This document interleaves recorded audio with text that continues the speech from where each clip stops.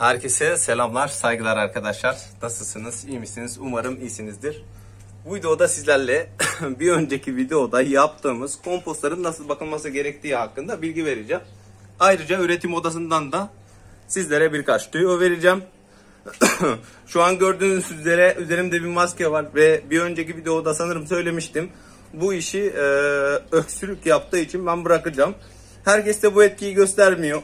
Bu konu hakkında da birazcık konuşacağım. Ardından sizlere çıkacak olan mantarları nasıl yetiştirebiliriz, uygun koşulu nasıl sağlayabiliriz onları anlatacağım. İsterseniz ilk önce sizlere sporları göstereyim ve maskemi takayım, yoksa ben burada gebereceğim. Şöyle hızlı bir şekilde maskemi taktım. Bu arada maskeyi merak edenler, şöyle arka taraftan şey oluyor. Ne derler ona, bağlantısı oluyor. Yine boyun tarafında bağlantısı oluyor. O şekilde bir bağlantı şekli var. Montaj şekli var. Şimdi ne yapacağız? Sizlere sporları göstermek istiyorum asıl olarak. Sporların ne kadar fazla olduğunu göstermek istiyorum. Şimdi burada fanımız var. Bu fan şuradaki havayı buraya doğru çekiyor ve dışarı doğru atıyor. Bu bir egzoz fanı. Aspiratör fan. Yaklaşık kaç metreküptü? 1768 metreküp sanırım. Evet. 40 metrekare oda için yeterli oluyor genelde. İşte 30 dakikada 15 dakika çalıştırmak yeterli olur. Şimdi ne diyecektim? Arkadaşlar şöyle şuraya dikkat ederseniz bakın, sizlere de göstermek istiyorum. Burası normalde kirli. Eğer biz bunu şöyle yaparsak bakın, burası şöyle temizlenecek ilginç bir şekilde. Burada çok fazla spor var. Şuradan göstereyim. Tabaka şeklinde oluşmuş. Grimsi. Neyse, siz gördünüz arkadaşlar. Hatta şöyle göstereyim, elim bulandı sporlara. Bunlara dikkat edeceksiniz. Bunlar mantarın mikroskobik üreme organları. Ne oluyor? İşte ciğerlerde solunum sıkıntıları yaratabiliyor. Maskenizi kesinlikle giyin. İşte odadan çıktıktan sonra maskenizi yıkayın. Elbiselerinizi değiştirin. Özel olarak elbise ayarlayın. Varsa kesinlikle tulum giyin. Aha, nemlendirme başladı. Nemlendirmemiz birazcık püskürtmeli olduğu için idarelik olarak nemlendirmeyi de değiştirdim bu arada. Şöyle görüyorsanız eğer, hatta şöyle gösterirsem gözükecektir diye düşünüyorum. Evet, şu an gözüküyor. İdarelik olarak zaten üretimi bırakacağı için fazla önem veremedim. Şapkalar da şöyle göstermem gerekirse kıvrılmış. Şöyle. Üretim zamanı geçmiş. Odayla ilgilenemediğim için bunları bıraktım maalesef ki. Şimdi neyi anlatacaktık? Asıl konumuza dönelim biz. Videoyu fazla uzatmayalım. Nereden göstersek şöyle güzel bir poşet bulalım kendimize. Şurası olur aynen. Arkadaşlar bakın. Burada sarmış bir kompost poşetimiz var. Sarım ne demek? Misallerin bir araya gelerek samanı veya kompost materyalini tam olarak ele alması, kolonize etmesi. Bunlar ne yapar? Emeç atar ve bu kompostu yavaş yavaş yer ve artık pinlerin çıkması için uygun ortamı hazırlamış, uygun besin ortamı hazırlamış olurlar. Ve ardından pinler buradaki hiflerin birleşmesi sonucu ortaya çıkar. Şimdi biz bunu kapatalım. En son aşama nedir onu anlatacağım. Yani biz poşete hangi aşamadan sonra müdahale edeceğiz onu da anlatmak istiyorum. Öncelikle poşetin çoğunun şu şekilde olması gerekiyor. Bunlar birleşmiş hifler ve misal haline dönmüş hifler. Gördüğünüz gibi bunlar böyle birleştikten sonra tabi siz buna dışarıdan bakamazsınız. Nasıl yaparsınız bunu veya bunun beyazlaştığını nasıl anlarsınız? Buradaki poşetlerin vakum yaptığını anlayarak. Şöyle bakın, burada poşetler vakum yapmış. Yani kompost poşeti, daha doğrusu misaller poşetleri içe doğru çekmiş. Şuradan göstermem gerekirse bakın. Poşet kıvrılmış şekilde, dikkat ederseniz. Bu da sarımın gerçekleştiği anlamına geliyor. Güzel bir şekilde vakum yapmış. Eğer vakum güzel olursa güzel bir şekilde verim alırsınız. Burada şöyle göstermem gerekirse nemlendirmemiz de oluyor eğer görüyorsanız. Şöyle yaparsam daha sağlam gözükecektir. Evet, nemlendirmemiz de bitti şu an. Daha rahat gezebiliriz. Ne yapacaktık? Evet. Yine kaldığımız yerden devam edelim bence. Şimdi pinler nasıl çıkacak? Öncelikle pinlerin çıkması için ne gerekiyor? Hava ve nem gerekiyor arkadaşlar. Eğer hava ve nemi vermezseniz, siz bu poşetleri şoklamazsanız bu mantar çıkmaz. Şoklanıncaya kadar, uygun ortamı hissedinceye kadar bu mantar çıkmaz. Şoklamayı nasıl yaparsınız? Ortamdaki bazı parametreleri değiştirerek. Bu parametreler nelerdir? Özellikle sıcaklık, hava ve nem. Sıcaklığı düşürüyorsunuz. Nemi yükseltiyorsunuz. Ondan sonra havayı da arttırıyorsunuz. O şekilde mantar uygun ortamın oluştuğunu görüyor ve bu şekilde çıkmak için hazırlanıyor. Böyle bu arada maskeden de konuşamıyorum. Yavaş yavaş konuşuyorum. Kusura bakmayın. Nefes nefese. Bakın şöyle gördüğünüz gibi mantarlarımız var. Bunların üzerine su gelmiş. Ve sudan dolayı bu mantarlar büyük ihtimalle solunum yapamayıp şöyle gördüğünüz rengi almışlar. Büyük ihtimalle öyle olacaktır. Burada yine aynı şekilde mantarlarımız var.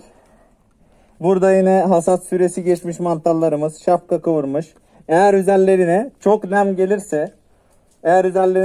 gelirse yine şapka kıvırıp erken şapka kıvırıp büyümezler.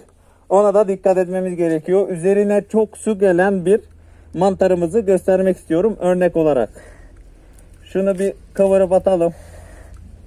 Şöyle bunu dışarı atmam gerekiyor normalde ama hani bırakacağım için artık fazla şey yapmıyorum. Yine görüldüğü üzere üzerine fazla su gelen ve hasat süresi geçmiş bir mantar. Onu da koparıyoruz. Ne dedik? Şoklamayı anlattım size. Aslında burada ne oluyor? Siz o poşeti sarım yaptıktan sonra, beyaza döndükten sonra, miseller ile kaplandıktan sonra bir delik açacaksınız. Yani vakum yaptıktan sonra da diyebiliriz. Delik açacaksınız. Mümkünse sıcaklıkları indireceksiniz. Zorunlu değil. Nem zorunlu arkadaşlar. Nemi arttırmanız gerekiyor. Fosfos ile nem vermeniz gerekiyor bir şekilde. Küçük küçük yapıyorsanız o poşetleri ıslatmanız gerekiyor ki bu mantarlar çıksın. Burada da deformasyona uğramış bir mantarımız. Bakın. Sap çok kalın. Deformasyona uğramış. Yine çok su olmasından dolayı bunlar da büyümemiş. Şapkalar erken kıvrılmış ve saplar büyümüş. Çok su olduğunda da böyle oluyor arkadaşlar. Dikkat etmemiz gerekiyor. Şimdi başka ne diyecektik?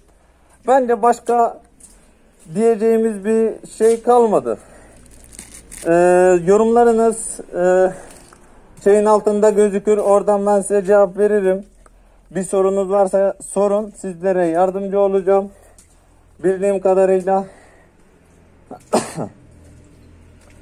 Bu arada bunların sporlarını göstermek istiyorum. Oo, bakın. Arkadaşlar duman gibi. Şöyle görülüyor mu bilmiyorum. Şuradan bildiğiniz duman gibi spor atıyor bu. Evet. Neyse sporları da gösterdik. İşte deformasyonları da gösterdik. Odayı da gösterdik. Bu arada nemi nasıl yapabilirsiniz? Havayı nasıl arttırabilirsiniz?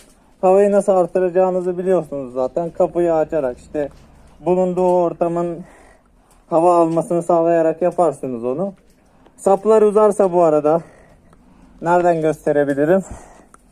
Eğer saplar şuradaki gibi uzarsa arkadaşlar, nereye örnek verelim? Şurası iyi olacak, bakın. Şuradaki gibi saplar uzarsa bu mantar sağlıklı büyümüyor demektir. Bu havaya ihtiyaç duyuyor demektir. O yüzden sizin buna hava vermeniz gerekecek ki şapka düzelsin, geniş olsun, besinler daha hızlı bir şekilde şapka tarafına taşınsın. Ne diyecektik başka ne diyecektik? Şu an aklımda fazla bir şey kalmadı da benim, hani böyle fazla bir planlı çalışmam olmadı bunun için. Yorumlarda yazarsınız. Ona göre sizler için video yaparım. O videoda bilgilendirme amaçlı olur. Soru cevap olur. Yere düşmüş mantarımız, bazen mantarlar böyle ağırlaştığı için veya kompost birbirini çok sık tutmadığı için düşebiliyor.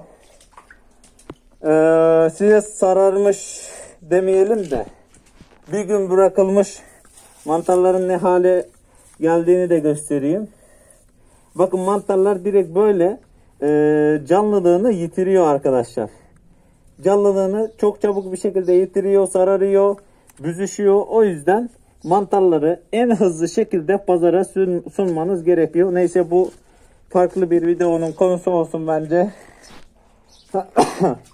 Fanımızı da takalım.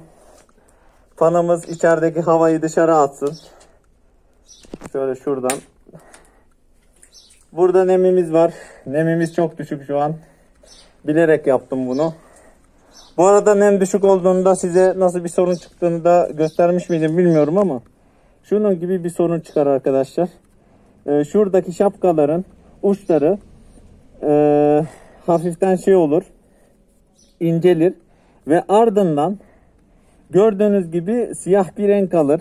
Siyah bir çizgi olur şapkanın uç tarafında. Başka ne anlatacağız? Şapka kıvrılır. Yani çok şey var aslında. Bunları tek videoda anlatmak çok zor. Bakımını tek video anlatmak çok zor. İşte hasat edildikten sonra küf oluşmaması için şuradaki kök temizliğinin yapılması gerekir. Şimdi burada bir küf vardı aslında. Küfü göstermek istiyorum size. Onu da görün. Küfümüz neredeydi? Küfümüz burada bir taraftaydı. Buluyoruz. Hadi bakalım. Küf nerede küf? Küf burada bir yerdeydi. Neyse, bulamayacağız gibi. Neyse arkadaşlar.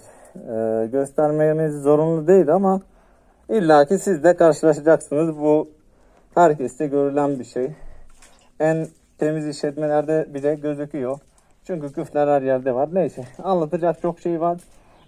Bir şeyiniz varsa, aklınızda bir soru varsa yorumlara yazın. Teker teker hepsini cevaplamaya çalışacağım. Gerekirse onlar için teker teker video çekeceğim. Şimdi kendinize çok iyi bakın arkadaşlar. Hoşça kalın. Bir sonraki videoda görüşmek üzere.